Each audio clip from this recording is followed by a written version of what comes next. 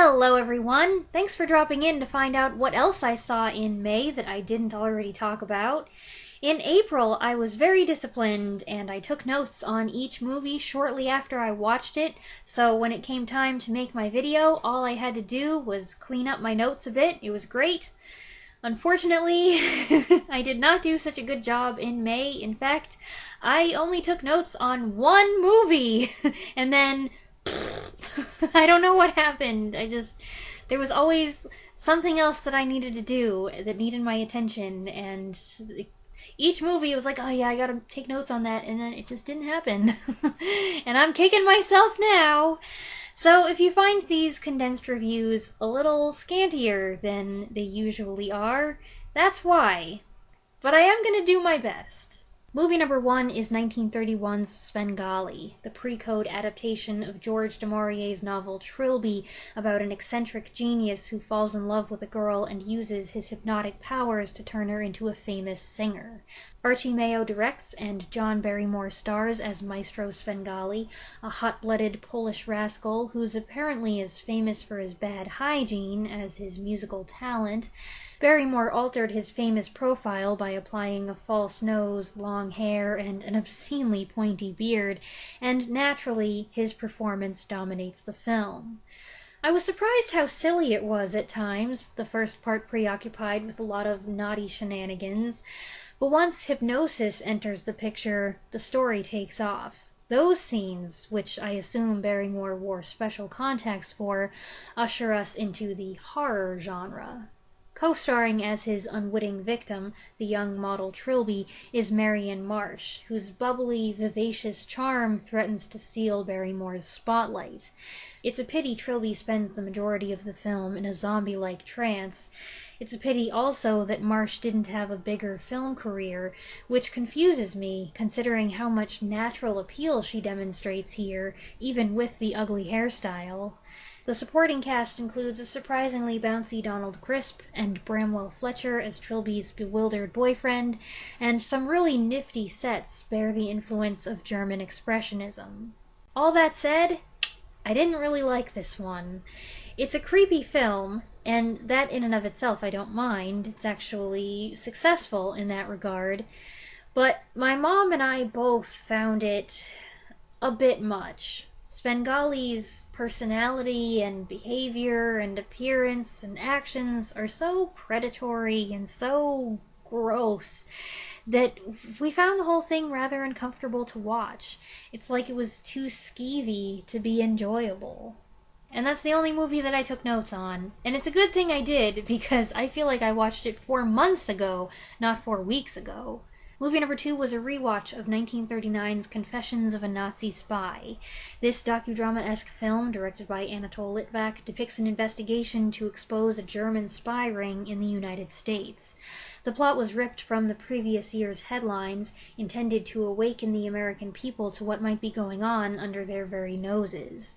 Note that it was released in May of '39, months before war even began in Europe. It was the first major studio production to make an anti-Nazi statement, which led Hitler to ban all Warner Brothers films. Its controversial, outspoken stance contributed to a poor box office reception, but later things changed as events began to occur as the film predicted, giving it greater significance. Edward G. Robinson stars as the federal agent determined to ferret out the network of spies and collaborators. If, like me, you're a Robinson fan, you do have to wait a while for him to show up, but he leads a fine cast that includes Francis Lederer as an easy target, interested in making money but not doing honest work, George Sanders as a no-nonsense Gestapo agent, and Paul Lucas as a doctor whose rabble-rousing speeches extol the virtues of the party. I gather this was a passion project for many of the cast and crew. Much of the characters, good guys and bad guys alike, are played by European-born performers, some of them Jewish, who emigrated to America seeking freedom. Many of them used this as an opportunity to speak out against what was really going on in Germany. I will say I think this one has a few slow spots, but it's a fairly good drama with some excellent moments of tension. Movie number 3 was another rewatch, this one 1938's The Dawn Patrol. Directed by Edmund Goulding, this World War I film is about a squadron of British fighter pilots who are repeatedly sent on insanely dangerous missions. Of course, this takes a toll on the men, as every time there's at least one person who doesn't make it back. This is a remake of a 1930 film of the same name, which I still haven't seen yet, made in response to the growing possibility of war in Europe. Errol Flynn stars as the charismatic leader of one of the groups, giving one of his better performances in a role that showcases both his comedic and dramatic talents. Equally noteworthy are his co-stars, Basil Rathbone and David Niven. Rathbone stands out as the wing commander, who is frustrated and stressed out to the point that if he doesn't get transferred out of there soon, he's gonna lose his mind. Rathbone has some really great moments, and I'm sure that this role brought back challenging memories of his own harrowing war experiences. And Niven plays Flynn's best buddy, a happy-go-lucky guy who's like a brother to him until their fraternity is tested. Also appearing is Donald Crisp again, here playing Rathbone's adjutant, a cheerful, cozy kind of man, along with Melville Cooper and Barry Fitzgerald. When I saw this the first time, it made a strong, favorable impression, and on second viewing, a decade later, it holds up.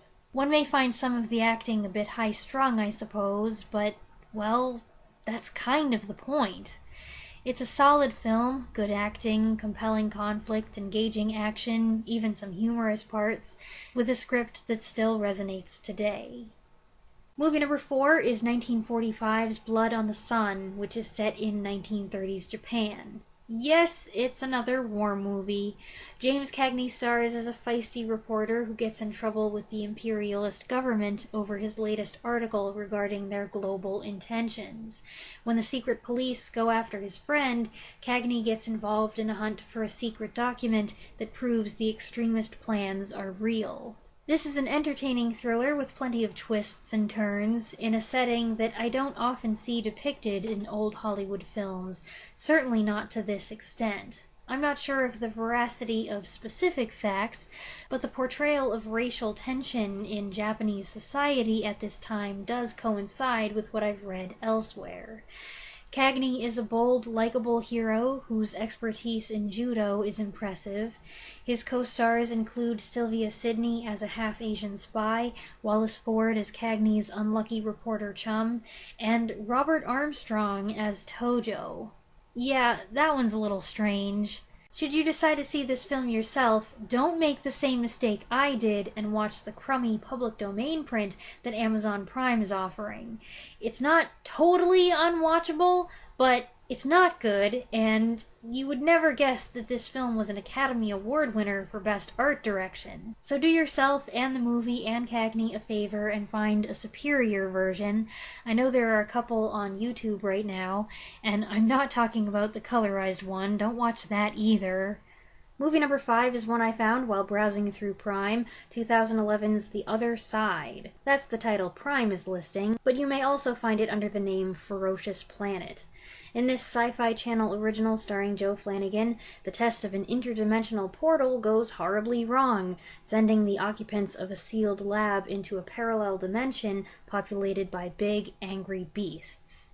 This is not a particularly good movie. In fact, the first third, or the first half, was pretty terrible. None of the characters were likable, the music would not shut up, and the dialogue was incredibly lame, with one stupid one-liner after another. So the low IMDb score is accurate.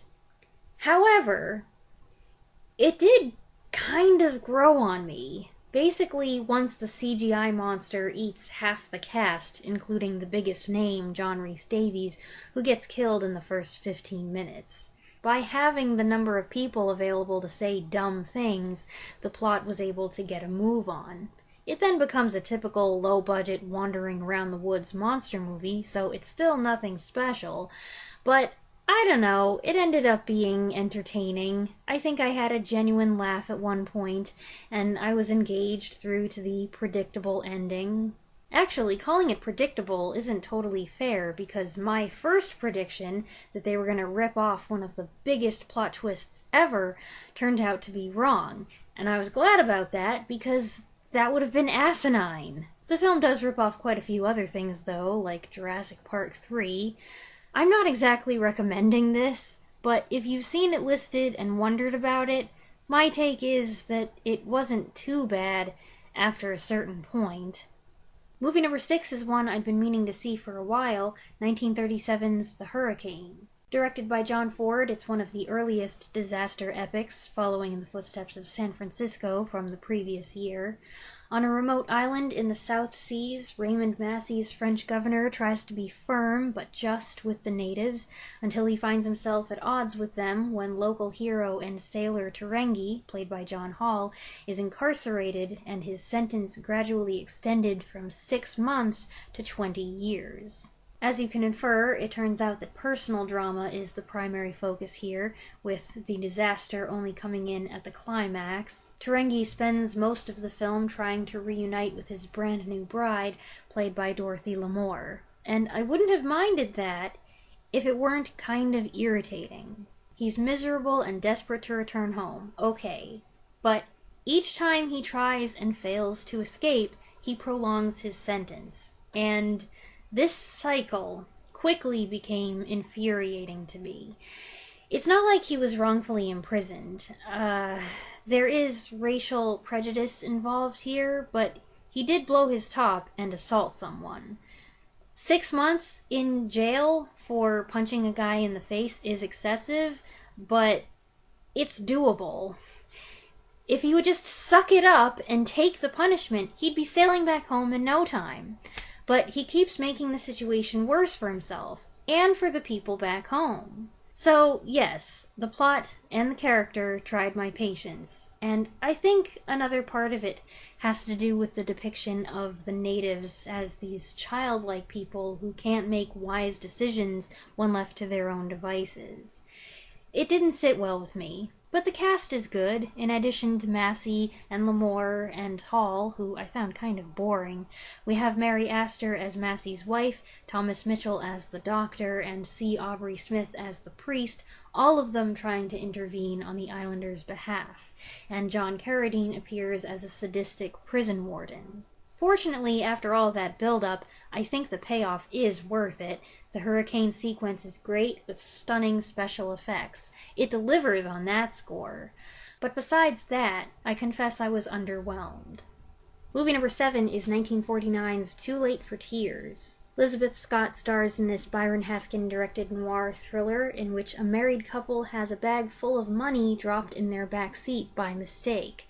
The husband, Arthur Kennedy, is insistent they bring it straight to the police, but the wife, Elizabeth Scott, is enamored with the new lifestyle they could afford and pleads for them to keep it, at least for a little while. What follows is a twisted tale in which things aren't always what they seem. Elizabeth Scott had a variety of different looks. At this stage of her career, she often strikes me as a Lauren Bacall look-alike, mixed with a little June Allison vulnerability around the mouth. I'm not always convinced by her acting, but she holds her own here and does a fine job carrying the film. I wasn't too impressed with the plot at first. It felt like a Twilight Zone morality tale stretched into a feature-length film. But that changed when I realized it wasn't just going to be a married couple in a moral quandary. It becomes a whole lot more interesting when you find out she's not morally conflicted at all.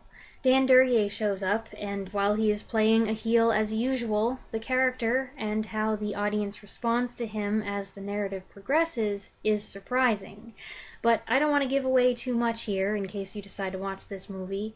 Don DeFore and Christine Miller round out the supporting cast in significant roles, and while I thought this was going to be tedious at first, I ended up really liking it. Movie number 8 is 1985's The Trip to Bountiful. In the 1940s, an older woman unhappily living in Houston with her son and his wife is determined to make a break for it and revisit the beloved home of her youth in Bountiful, Texas. My mom loves this movie and watched it many, many times when I was little. Some of us kids made fun of her for that, partly because we are jerks, and partly because, without fail, it would make her cry. So it was one of those things, oh no, Mom's watching The Trip to Bountiful again, here we go, get the tissues, whoa. For too long, my takeaway, for some reason, is that this film was kind of annoying. I'm not sure where I got that idea. I think I was influenced by an older sibling. But years later, I attended a friend's one-woman performance of certain scenes from the Horton Foote play, and it was then I began to suspect my impression was all wrong. And having finally rewatched the film, I can confirm that suspicion. I perceive now why I didn't get it when I was young. Not much happens, and it's dialogue-heavy, focusing on bickering between the mother and daughter-in-law, and humdrum conversations between Mrs. Watts and those she meets on her journey. But more importantly, I couldn't possibly appreciate its sentiments back then. I was smart enough to understand them, I think, but getting it with your head is not the same as getting it with your heart, and that is what helps you connect with the characters. The themes in this story are ones that a child isn't going to grasp, because a child's range of experience isn't that extensive. The longing to go back home, the regret, the disappointment, the misery of an elderly person whose autonomy is being stripped away, all of it. The average kid just doesn't have the capacity, the years of life on this planet, to relate to that. But coming back to it 25 years later, I do understand it, and I understand why it always makes my mom cry. It's a very emotional journey. Geraldine Page gives a heartbreaking, Oscar-winning performance as Mrs. Watts, who is not without her flaws and is as responsible for the tension in their cramped household as her nervous, fussy daughter-in-law. It's not an ideal situation for either of them.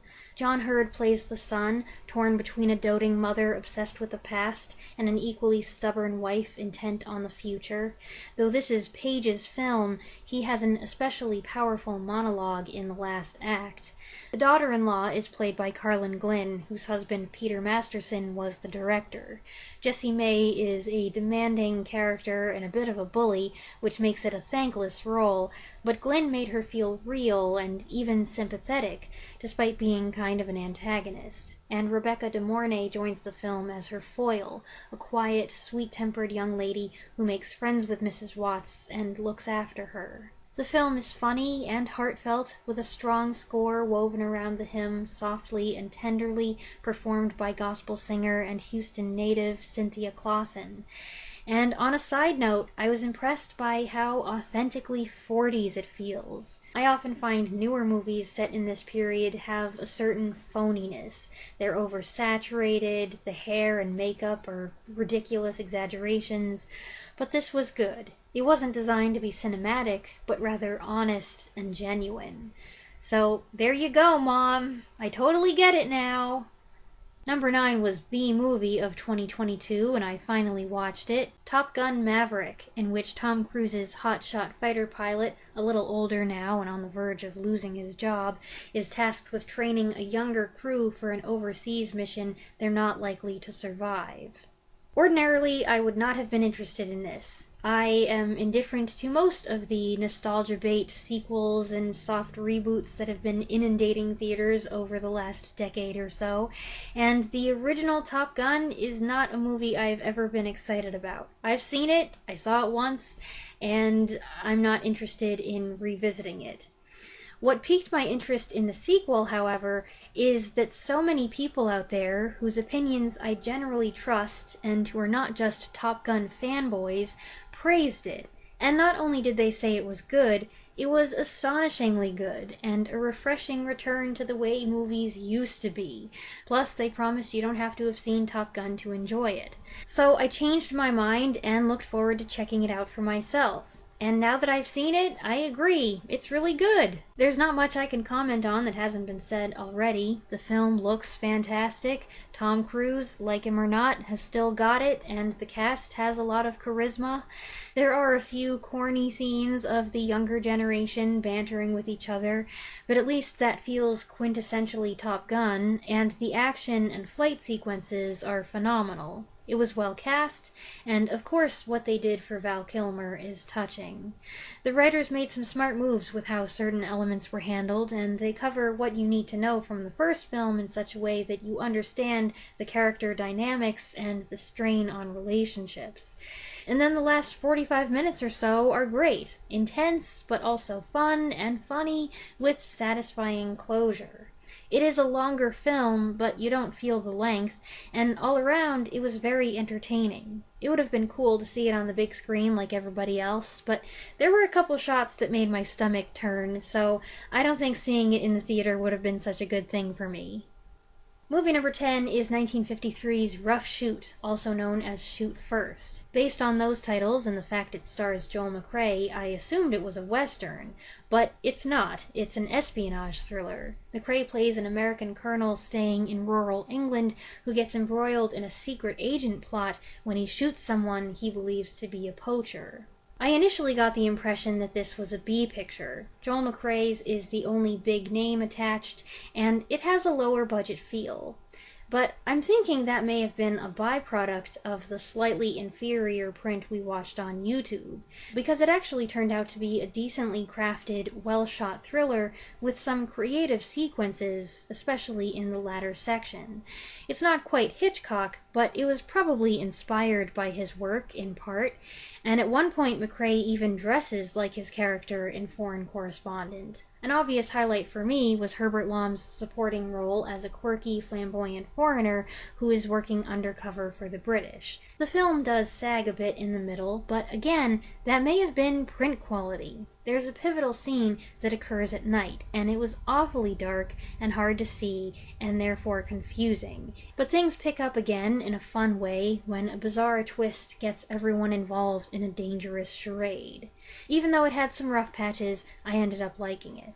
Movie number 11 is one that several of you mentioned recently when I reviewed them, 1993's Matinee, which is director Joe Dante's love letter to black and white monster movies. John Goodman stars as a schlock filmmaker and showman modeled after William Castle, who comes to the Florida Keys to promote his latest film, Mant, half man, half ant, during the panic of the Cuban Missile Crisis. I wasn't sure I'd like this. I'm not always up for spoofs or this kind of comedy. My mom is definitely not a spoof fan, and for me, a lot hinged on the tone they went with. I didn't want to see a mockery of movies I unironically enjoy. But Matinee was a lot of fun while paying loving tribute to its inspiration. The main kid, played by Simon Fenton, was really good. Sensitive performance, likable, responsible character, and the way he teases and takes care of his little brother and mom is sweet. And the rest of the cast is a who's who in two categories. You've got familiar faces of the 90s, and you've got familiar faces from the 50s and 60s. Roger Corman regular Dick Miller appears as a disgruntled actor launching a morality protest against Mant, and the film within the film, which I loved, featured uncredited cameos from Kevin McCarthy, Invasion of the Body Snatchers, Robert Cornthwaite, The Thing from Another World, and I was very proud of myself for coming up with his name on the spot, and William Schallert, who had a brief role in the beginning of Them, which Mant is partially parodying. I may not have made that last connection if my mom hadn't said during both films when he came on screen, "It's Nancy Drew's dad." A few characters had surnames that seemed to be Easter eggs as well, Corday, Denning, and I appreciated that while the movie was goofy, it also treated the Cuban Missile Crisis with complete sincerity. Well, most of the time. And my favorite thing was how it built and built and built into absolute chaos and pandemonium. The whole climactic part with the premiere and the gimmicks was just perfect, and the moment when it reaches its peak caused my mom and I to burst out laughing. It was great. Movie number 12 is 1943's Hangmen Also Die, a wartime thriller directed by Fritz Lang about the aftermath in occupied Czechoslovakia when Reinhard Heydrich, the brutal Reich protector, is shot. Brian Donlevy stars as the assassin, hailed as a hero by the oppressed people who vow to protect him from the Gestapo, but things take a more sinister turn when the Germans retaliate by arresting hostages. Annalie plays a young woman who makes the life-altering decision to help him, unaware what it will cost her, and Walter Brennan plays her father. This is a very different performance from any I've seen from Brennan to date, so it was impressive. Also co-starring are an uncharacteristically slimy Gene Lockhart and Dennis O'Keefe. And if you keep your eyes peeled, you may see in a few scenes an uncredited Dwight Fry. This was his second-to-last film before his untimely death that year, and while he doesn't look too good here, it was still a wonderful surprise to spot him.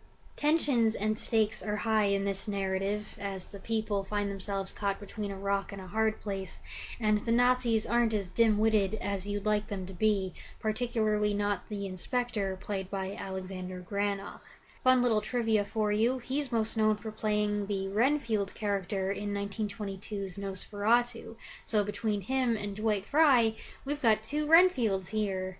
Hangmen Also Die basically has the same premise as the 2016 film Anthropoid, which I've watched and talked about twice now.